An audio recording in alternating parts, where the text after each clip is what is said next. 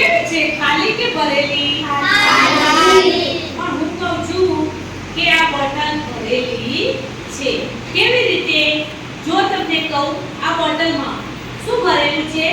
હવા ભરેલી છે. હવે જુઓ તો આ બોટલ તમે કહ્યું કે ખાલી છે, તો જો આ ચોકનો ટુકડો અહીંયા હું મૂકું અને એને ફૂંક મારીશ તો ચોકના ટુકડાનું શું થશે? બોટલની અંદર જશે એવું કેવું છે. પણ જોઈએ આપણે કે બોટલની અંદર જાય છે કે બહાર પડે છે. બરાબર? શું થયું ચોકના ટુકડાનું? બહાર. શું થયું? બહાર. ચોકનો ટુકડો બહાર પડ્યો. કેમ આવું થયું હશે? બોટલ તો ખાલી હતી તો ફૂંક મારી તો ચોકનો ટુકડો અંદર જવો જોઈએ, એની જગ્યાએ કેમ બહાર પડે ચોકનો ટુકડો? કારણ કે આ ખાલી બોટલની અંદર શું ભરેલું છે?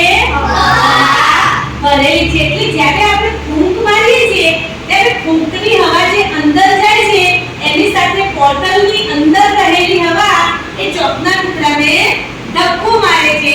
એટલે ચોકનો ટુકડો બોટલની અંદર જવાની જગ્યાએ બોટલની બહાર પડે છે.